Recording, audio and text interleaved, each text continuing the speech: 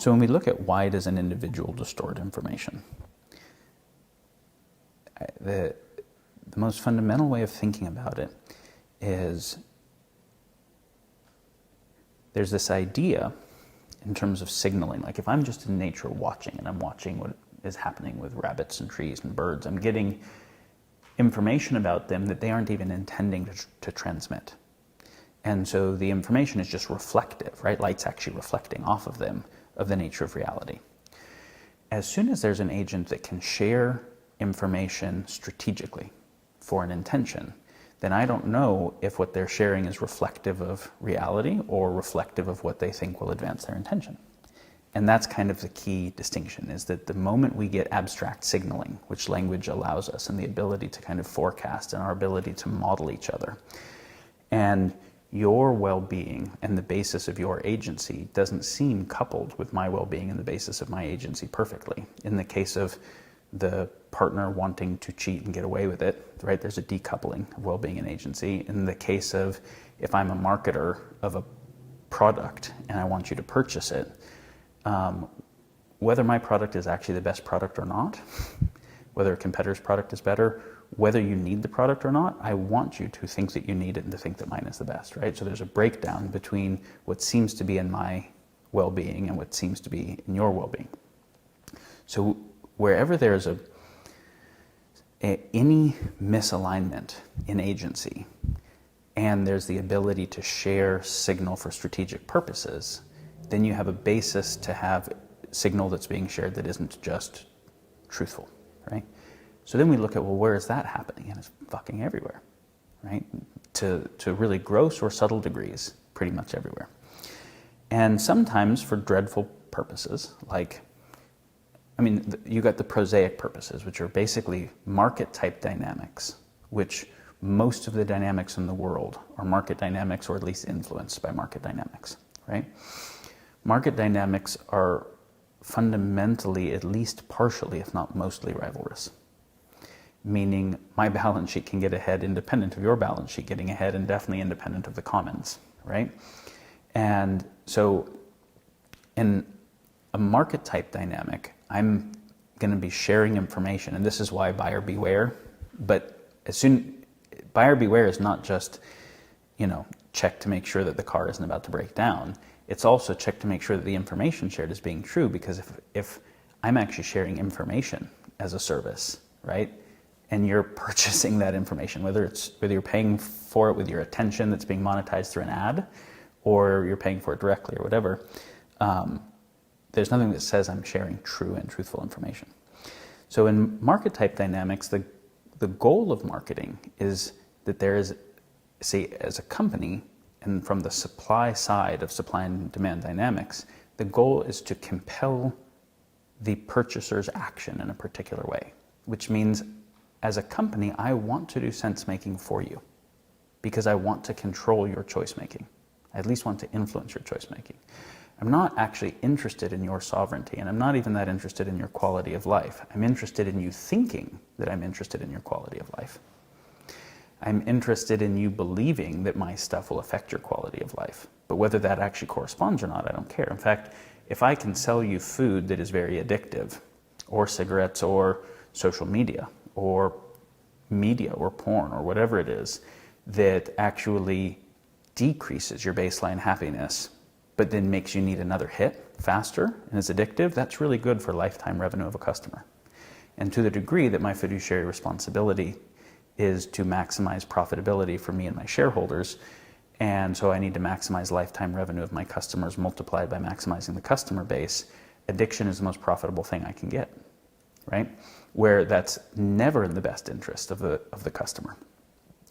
Now, as a corporation where I get to employ a whole bunch of people to do market research and to split test ads and to see what works best and to use psychological insights and to be thinking about your choice making more than you're thinking about your choice making, not only is the information I'm sharing with you not just truthful, and it's a form of kind of narrative warfare because we're agents that are actually competing for what you do, right?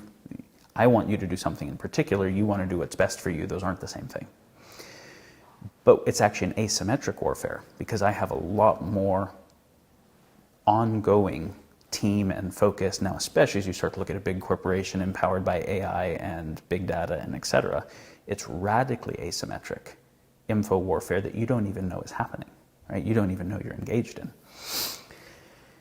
So we can see that, but all the way down to the little guy in a market, right, who's just peddling wares. His incentive is to compel people to buy the thing, not to really adequately inform them that he just marked the price up a lot from where he got it down the way, and if they go down the way off the beaten path, like the other stuff is better.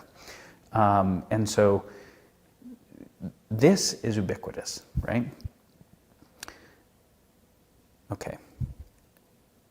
And then as we're exploring reasons that people share things that are not fully truthful and representative, there are of course things worse than this. This is, I would say, most of where the distortion comes from, is agency misalignment. Well, it's always agency misalignment, right?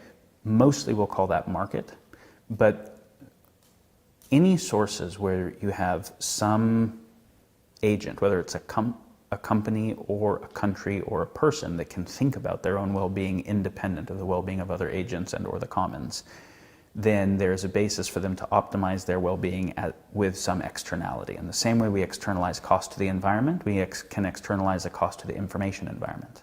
An externalized cost to the information environment is like disinformation is pollution to the information ecology, right? That's a kind of a good way of thinking about it.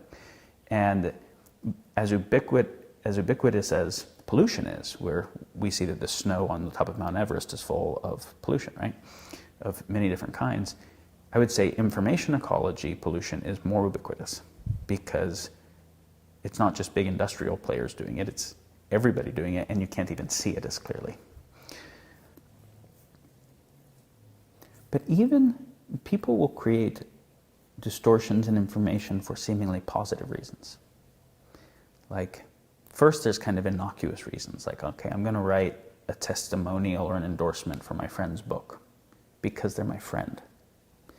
Even though I think there's stuff wrong in their book, it wouldn't be that gracious of me to say that.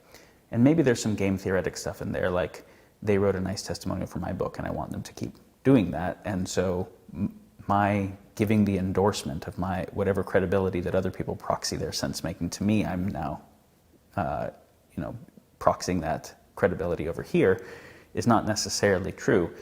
Even if it's not that they did the endorsement on my book and I just am supportive of them taking a positive step, that doesn't necessarily mean that anyone else who sees that I offered that testimonial and is using that as a method of their own sense making knows why I did it. So here's the other thing, is a decoupling of the signal that I'm sharing with the intention that I'm sharing it for. And so I might be sharing something with you and I have 4 or 5 complex intentions. I might not share any of them with you, or maybe I share one.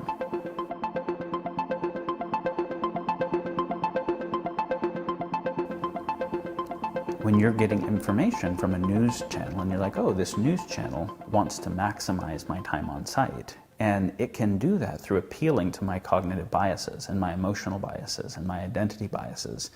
It can do that through things that are inflammatory. It can do that through all kinds of things that are hypernormal stimulus and that hijack my attention. This is where it's competing for my attention against where I would want to put my attention because it's monetizing my attention, right? So I have to factor the agency, the intention of the news station, and try and remove that artifact from the information to try and infer what the true information might be. Basically to infer what the source of distortion might be. The same with the political candidate, the same with science that's coming forward, and I'm looking at, okay, so who is seeking more grant funding, and what is easiest to fund, and where are their standard model biases, where only the things, people are only going to share the shit that's going to get them more funding and that's going to get tenure, where they have to defend the thing that got them the Nobel Prize, even though it might not be true anymore, for ego and identity biases. You've got to factor all of those kinds of sources of possible bias. And so this is the first, I would say, kind of valuable thing when you're trying to do sense making, is to recognize that the signal that you're getting everywhere is mostly strategic. Strategic on the part of, which is just another way to say intentional. on the part of the agent sharing it for their purposes, not yours. And where there is a disalignment between your well-being and theirs, or at least an apparent one, then what their basis for intention might actually suck for you. And even if there seems to be alignment, you still don't want lied to for your good. You still want true information. So I would say one of the first things we want to do when we start to do sense making is to look at why is anyone sharing what they're sharing, and not assuming that they are being truthful.